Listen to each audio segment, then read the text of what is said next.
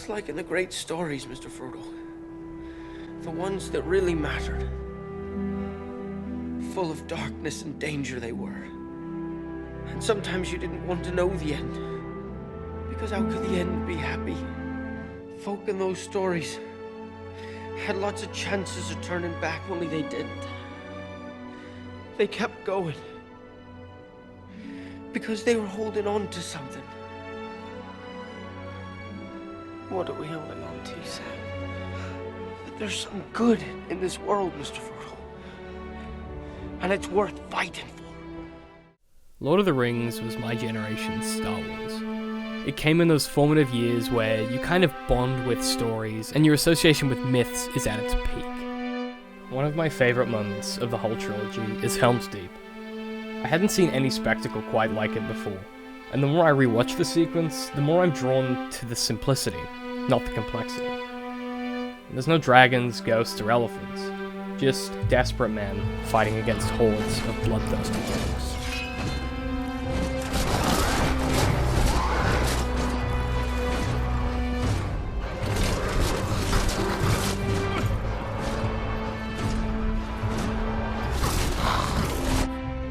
I was watching the latest season of Game of Thrones with my brother, and we both had vastly different reactions to the Battle of the Bastards. Aside from the inciting hook of the fight making little sense, it's a complete reversal of Jon's character in that season. I found the fight compelling. It's hard to do combat on a large scale in film, and to do it well, and Miguel Spackner comes close in this episode. The brutality of the fighting is characteristic of Game of Thrones, but it's elevated by clever blocking and camera work as Jon begins to be overwhelmed.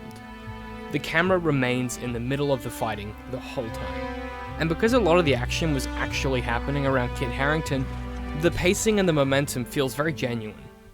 This scene is George Martin's take on Helm's Deep.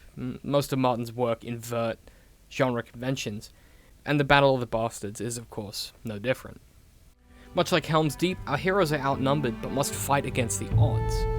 When, ultimately, all is lost, the forgotten ally rides into battle, and the day is won.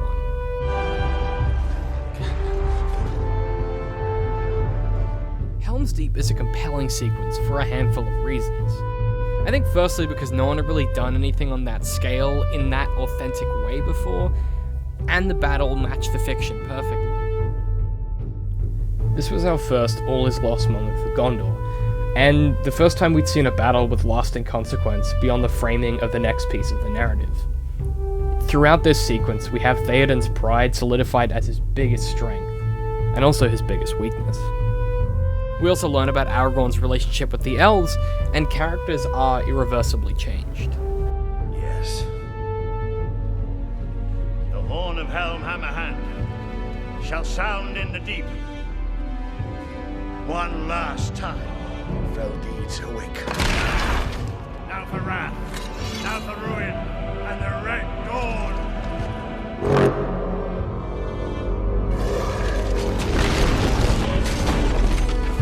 Jon and Tuorman are forced to put all on the line to do what they believe is right.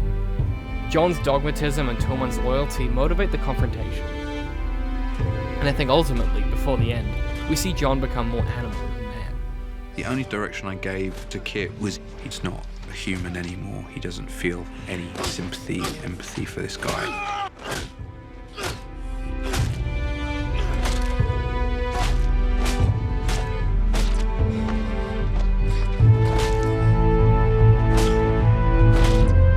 Equally, Sansa undergoes a similar conversion, nuanced perfectly by Sophie Turner with this single moment.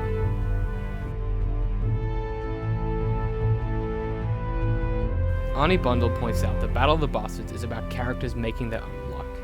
From Ramsay's intricate plan to Sansa saving the day, this theme runs deep. Jon runs through the fray and could be cut down at any second. He only lives ultimately because he was lucky. We have fewer nemesis for Aragorn, but the destruction wrought upon the Rohirrim is almost endless. As the battle draws to its conclusion and Theoden decides there is nothing left to lose, the final hour arrives. Gondor rides to meet the enemy, and as the fight seems unwinnable, the Rohirrim are saved. In Game of Thrones, the Northerners are being crushed between spears and a wall of the dead. everyone senses their end as a horn breaches the battlefield, and Littlefinger's army vanquishes the Bolton forces. Game of Thrones mirrors Helm's Deep structurally. The surreal violence of the Battle of the Bastards inverts the scene from epic storytelling to character-driven, tooth-and-nail survival.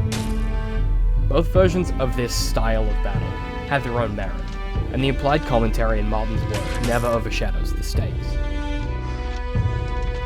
Game of Thrones is as much about the silence as it is the action. While the TV show does go through troughs and peaks like any property, Martin's ability to reverse tropes and invite new perspective keeps it fresh. And reminds me what it's like to be 10 and lose myself in a story.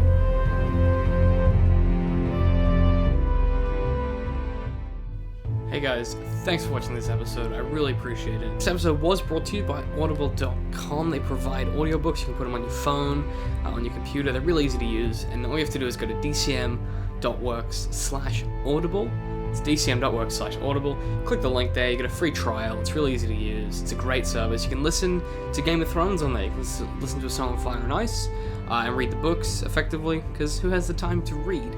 But as always, big thanks to Daniel Larson, my partner who puts all the music together for these. I really appreciate all the work he does. If you haven't, in the show notes you can find his links to his Bandcamp. You can buy any of the songs that we use. But as always guys, see you next week.